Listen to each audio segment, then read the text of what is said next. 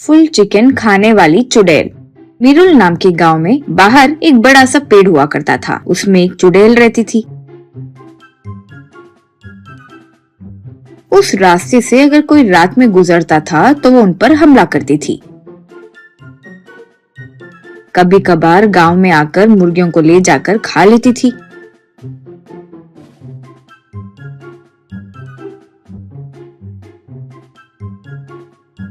उससे परेशान कुछ गांव वाले एक मांत्रिक को बुलाकर उसके ऊपर मंत्र कहलवाकर उस चुड़ैल को गांव में नहीं आ पाए और सिर्फ पेड़ के पास ही रहे यूं करवाए।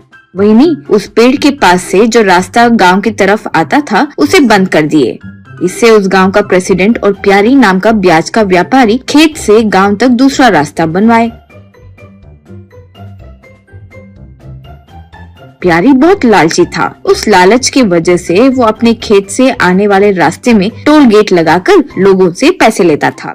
एक दिन उस गांव में ट्रैक्टर से रवि उस रास्ते पर आते ही टोल गेट पर रोककर उससे प्यारी 100 रुपए पूछा। तब रवि, भाई तुम क्या कर रहे हो, समझ आ रहा है क्या? वैसे तुम जो 100 रुपए बोल रहे हो वो नेशनल हाईवे पर भी नहीं लेते। ऊपर से जो पैसे हमें मिलते हैं वो ब्याज में टोल गेट में जाएंगे तो हम कैसे जिएंगे? तुम ऐसे ही करोगे तो सरकार को कंप्लेंट दूंगा। यूं कहा। तब प्यारी, तुम अपने आप को बड़ा तोप समझते हो क्या कि सरकार को बोलने से कुछ होगा? नहीं, बस वो पुराना रास्ता खोल देंगे तब क्या होगा जानते हो? गांव वाले सब मिलकर तुम्हें मारेंगे, वही नहीं गांव से भेज देंगे। यूं कहा तो रवि गुस्से से वहाँ से पैसे देकर चले गया।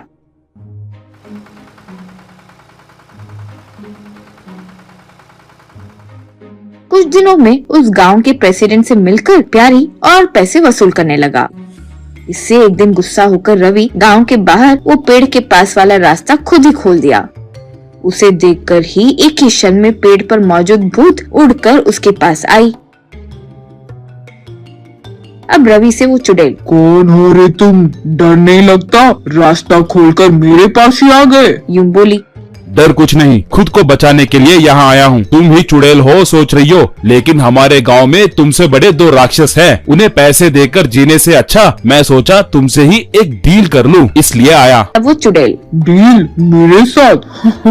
चुड़ैल के साथ इंसान का डील? वाह, बोलो क्या है? देखो मुझे चिकन बहुत पसंद है, इसके लिए मैं कुछ भी कर सकती हूँ। यूं बोली। तब रवि, देखो तुम्हें चिकन चाहिए तो उस गांव में प्यारी के पास या गांव के प्रेसिडेंट के पास मिलेगा। तुम लोगों को कुछ मत करो और सिर्फ उनके घर जाकर खाओगी तो लोग तुम्हारे बारे में कुछ नहीं सोचेंगे, कोई मांत्रिक नहीं बुलाएंगे। यूं कहा। फिर वो चुड़ैल उस डील के लिए मान गई। फिर वो रवि के पीछे ही उस गांव में आ गई। फिर प्यारी के घर में चिकन की महक आ रही थी तो उसके घर में चली गई। प्यारी की पत्नी का चिकन बनाते देख चुड़ैल उसके पीछे जाकर उसे डराई तो वो चिकन वहीं छोड़कर बाहर भाग आई।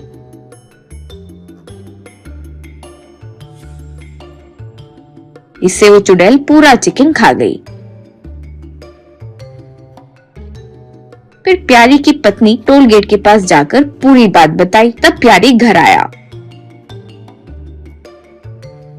घर पर चुड़ैल को देखकर प्यारी, बाप रे, भूत भूत, इसे कौन छुड़वाया रे फिर से? रुको, लोगों को बुलवाकर तुझे अभी सबक सिखाता हूँ। यूं कहा। फिर गांव के लोगों को बुलाकर अपने घर में मौजूद चुड़ैल के बारे में सब बताया।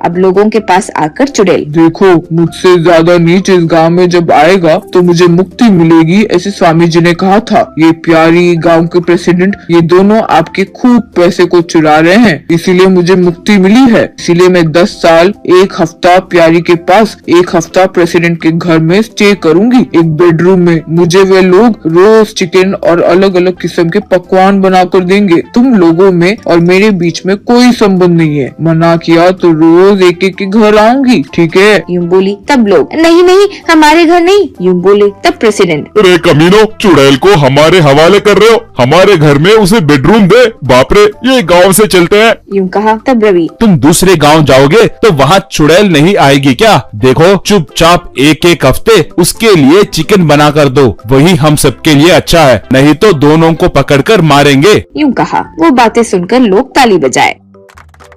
फिर चुड़ैल के रहने से प्यारी प्रेसिडेंट की पत्नियां अपने गांव से मायके चली गई। फिर प्यारी प्रेसिडेंट कुछ नहीं कर सके और उस चुड़ैल के लिए चिकन बनाकर बेडरूम में उसके लिए लेकर जाते थे। वो चुड़ैल फिर खुशी से एंजॉय करते हुए खाती थी।